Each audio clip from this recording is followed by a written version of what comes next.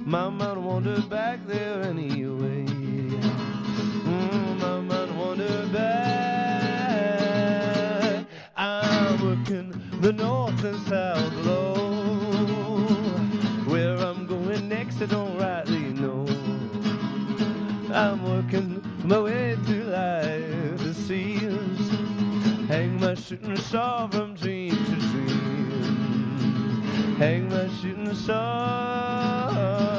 Yeah, I'm working the colder seasons first, but I can get back here to heal my thirst. Oh, I'm working the colder seas, it seems. Hang my shooting star from dream to dream. Hang my shooting star from dream to dream.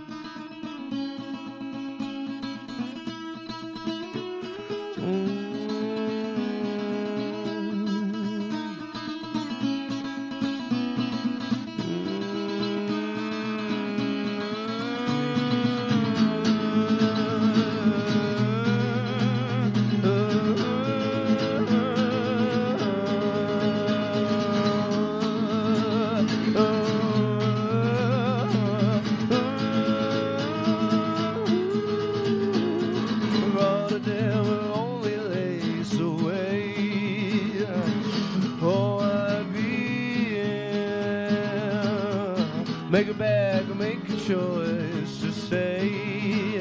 My mind wandered back there anyway. My mind wandered back there anyway. Eddie, my mind wandered back there anyway. Eddie, Eddie, my mind wandered back there anyway. Eddie, Eddie, my mind wandered back there anyway. Eddie, Eddie, my mind wandered back.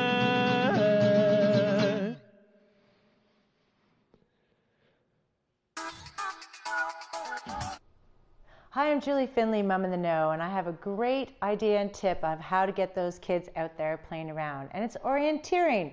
Who wouldn't love to put on a headlamp and take their compass and go out and figure out where all the treasures are? That's one game you can play with orienteering. Hiding those treasures and getting the kids to walk 10 spaces north and then 5 spaces east. It's a great little tip to get those kids with their little survivor skills and making them understand all directions with what they're doing. One other easy game that you can do with your kids as orienteering is either with chalk or with things that you find out in the yard or in the snow. Just make some tracks and have them tell you how many steps and which direction they would go, for example, for the letter L. So you can not only be teaching them the letters, but you could be teaching them where to go. So you probably need to go 1, 2, 3, 4, 5, north at 20 degrees.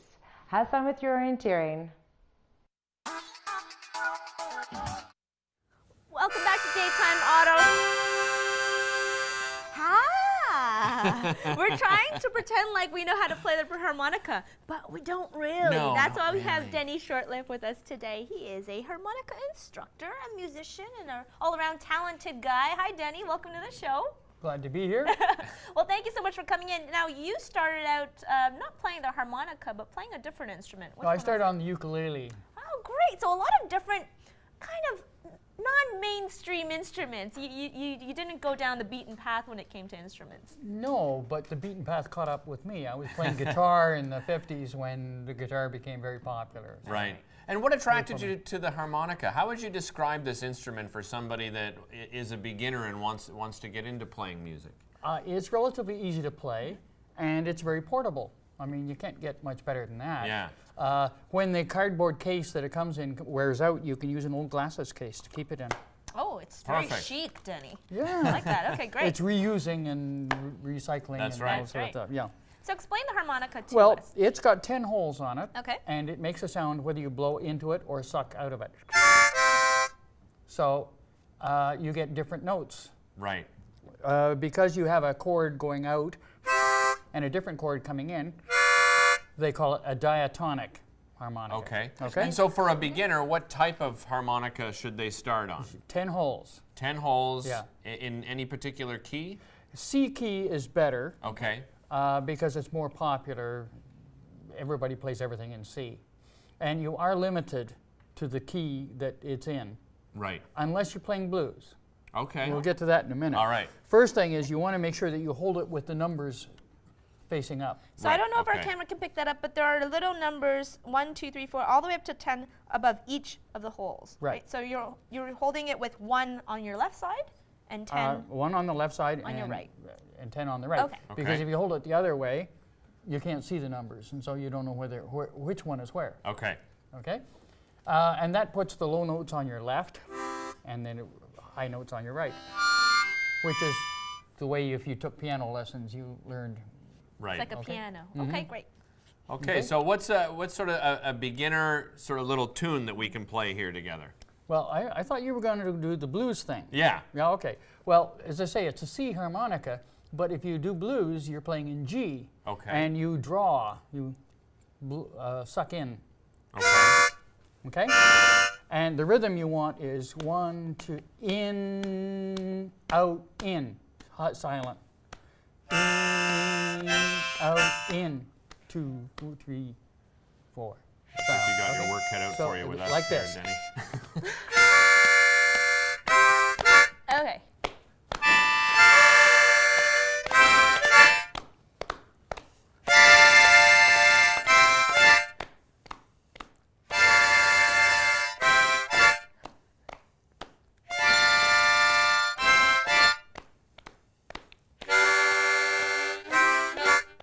I feel it. Oh, yeah. And if Bluesy you had, vibe, if okay. we had a guitar player handy, he could be going dum da dum da dum da dum. Yeah, we should have kept Alex around. Yeah, He could yeah. have played along Okay. with us. Now you don't have to stay at the middle of the harmonica there. You can move it up, so you can go. And another one just for good measure. Now, And could then you slide up. too? Yes, you can slide. Okay.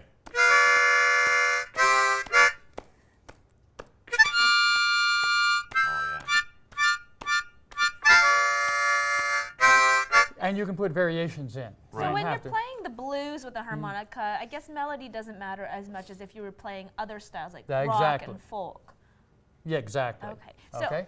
So it's a little easier in that sense. You don't have to worry about aiming for a melody. So there's more improv, I guess, opportunities when it comes to blues and playing the harmonica? well, Is that fair to it's say? maybe a little easier to do that. Yeah. Right. Okay. and you said that you can actually create special effects with a harmonica. How do you do that? Well, first thing is to try to Cup it? hold water in your hands. Okay.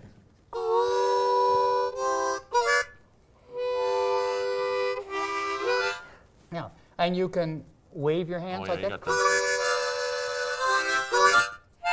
Okay. nicely And the other done, thing you can Lois. do is make. It's almost like talking. You make shapes with your mouth. You know. Okay. What are you doing with your mouth? I'm saying dua or dua or going in.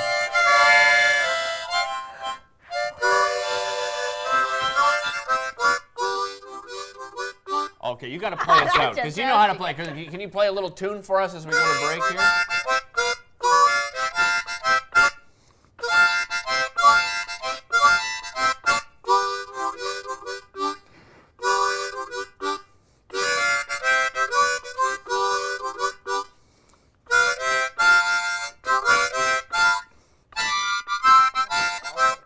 All right, let's play rhythm as we go. Denny, thank you so much for joining us today. Really appreciate it. Don't go My away. pleasure. More daytime coming up right after the break.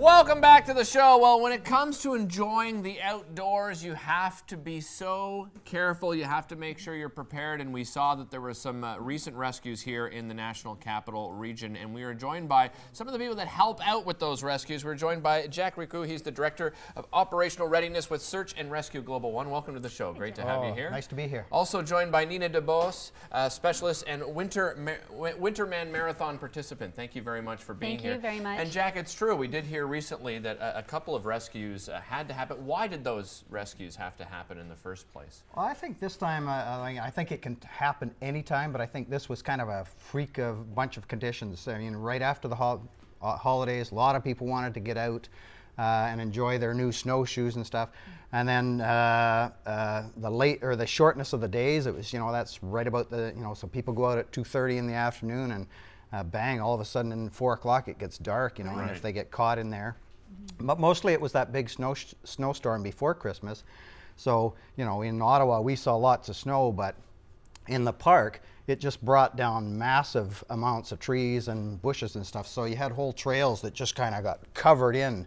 And so people would go in and think they were hiking on a trail, even if they knew it.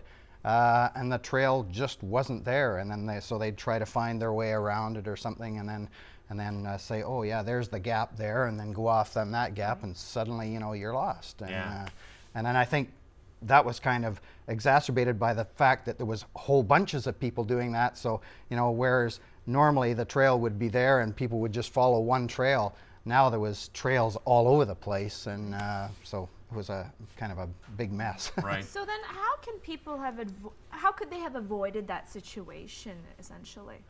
Well, I think we can get in trouble anytime we go out. So, you could go on a perfect day and then somebody could break an ankle or turn an ankle or something, and suddenly you're in there. So what we talk about is the kind of 10 things that you should take in your pack.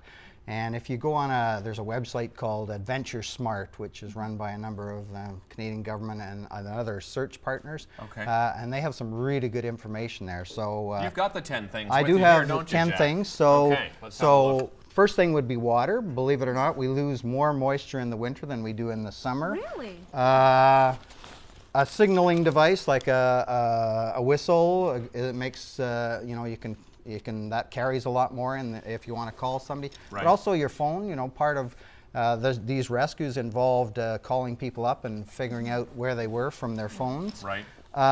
In your pack, you want to have some good warm clothes, so maybe a down coat or something. So when you're exercising, you want to strip down and not get all soaking wet, but you want to have your extra clothing with you, so a good pair of mitts, just in case you get stopped. Okay. And then things like, let's open up here quickly. So I carry a wee little first aid pack, so that first aid pack is one, and then I stick things in that. So a compass is in there, part of, you should have some navigation goods. I have a knife in there, so I can use that. And then I have waterproof matches stuck down in there somewhere. Right.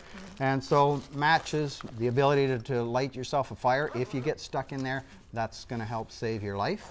I just want to move over to Nina just for a second, because Jack had mentioned, the importance of warm clothing, and obviously when it comes to the Winterman Marathon, that's something people have to keep in mind. And this is a way of raising funds, because you're a volunteer-driven organization. Absolutely. And the Winterman Marathon is hugely popular. Tell everybody how it works. This is our largest fundraiser for Search and Rescue Global One.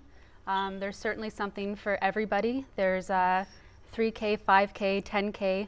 There's half a marathon, and marathon relay teams that you can put in. It's very family orientated. It's February 17th, Sunday, and I'm thrilled to be a part of it. It's the 5th anniversary, and it's very exciting, certainly a Canadian race down the Ottawa River Parkway. And the course has changed a little bit this year. Okay. So less hills, which is a good thing for the racers, and I'm thrilled. And you're running the entire time? I plan on it. Okay. That is my plan. I'm doing the half marathon, so that is certainly my goal, my personal goal, is to run the whole half marathon straight. So we'll see what happens, but I'm there basically for fun and just to be a part of the fantastic day. Because every level of fitness can really participate in this. Absolutely. You can bring your kids. You can go out, as a family. You can, you know, there's people that are more competitive. So it's really for everybody. So it's certainly very Canadian race with all the snow. It's beautiful. Now, Jack, we just wanted to get